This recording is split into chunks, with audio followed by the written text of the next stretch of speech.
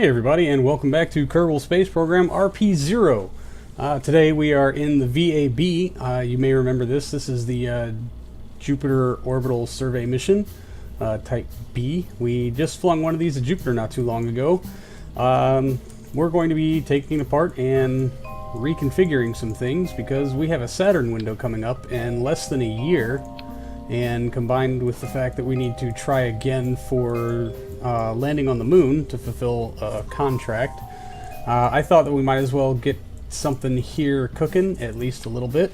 Yeah, you know what, I'm just going to scrap pretty much everything except the core. I know, this is probably really counterproductive. We're actually going to ditch the engine also in favor of lightening the load. We are going to need 2 RTGs. Not the button I meant to hit. There we go. To power this whole thing.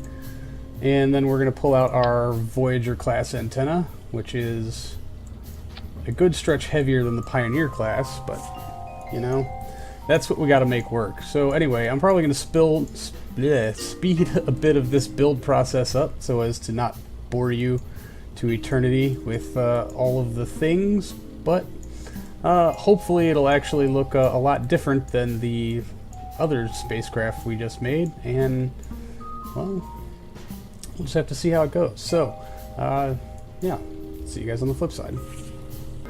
Alright, so we got the basics down and just a little bit of tiddling around here, and we should probably throw on some fuel tanks. Yeah, we're gonna go with our typical spherical design for no other reason than I kind of like it.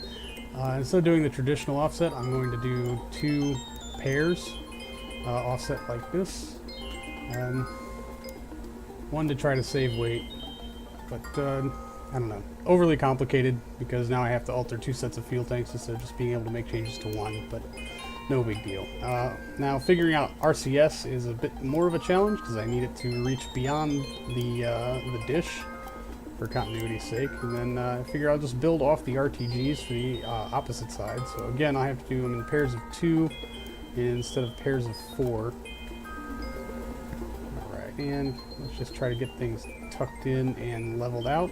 These thrusters are also going to be responsible for any corrections and vertical thrust. We're not including an engine on this design, but already we've hit our weight limit and we don't even have any science packages on yet. So size down the fuel tanks, of course, and then start to add instrumentation. Now it looks like 5 of these instruments, the kind of the basic core science package, will offset the weight of 1 short-range omnidirectional antenna, which I'm going to place over here and kind of angle and just make sure it clears the dish. That should do it.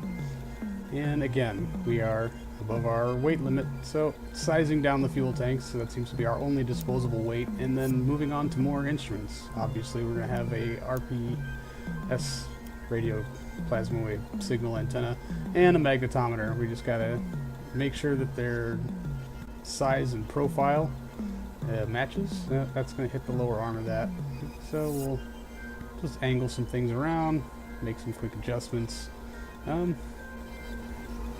I think that'll work. We'll go with that. Alright, and I'm going to go ahead and include 2 biological experiments on this one. One for high science and one for low orbit science. I'm hoping to hit both biomes in this flyby, although that might be a bit ambitious. And center of mass seems to check out. So now it's time to go ahead and set up our action groups so that we can just do quick command radio in to collect all of the science from everything. That just makes life a little bit easier. And well, yeah, after that's done, I cannot forget the analyze telemetry. I think that's it.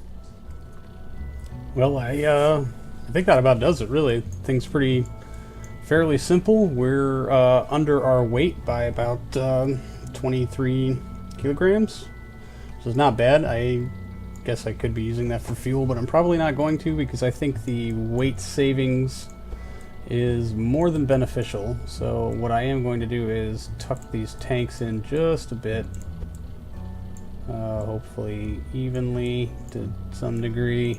Be nice if I could see what I was doing. Alright. Fair enough. And make sure that they are pressurized true. God, they hold next to no fuel. Oh, that's a little disparaging, but okay. At least we are under our weight requirement. So, structural is what I'm looking for. We're going to need a decoupler. Hopefully only one decoupler that is not attached to a fuel tank. And yes, that will defeat our avionics. I am wondering though, oh, I just saw, what is this? Ooh, it's Star 17 motor. Ooh. Yeah, let's purchase that. Good old faithful Star 17. Now that does, we will not have avionics while that is firing. It only buys us 291 meters per second. I don't know if that's even worth having, to be honest. That puts our tonnage up to what? Go away. Yeah, 0.707. Very interesting. Well, you know what? I'm going to say no to the solid kick motors. I know they're kind of a tradition thing, but we're going to avoid that convention altogether. And instead, let's size that, make sure we don't have any conflicts there. Very good. And this time I'm going to remember to lock all of these tanks, unlike last time.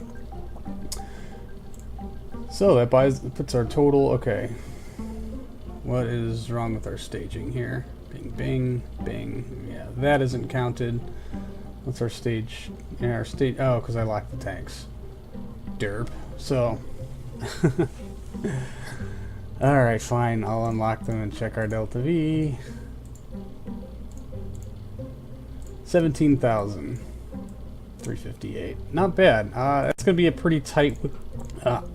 wow. That was a gross noise. I'm very sorry. It's going to be a very tight window trying to hit Saturn with that, but we're going to go for it. If it doesn't work, then, well, we'll reconsider our kick motor option, although I'm not sure how much good an extra 300 meters per second is going to do us. This is still an RA9, but this is now our Saturn Fly-by. If you have a better suggestion for a name, please leave it for me in the comments. Alright, well, we will get to a launch of this bad boy in a future episode. So until then, thank you for hanging out, and I will see you all next time.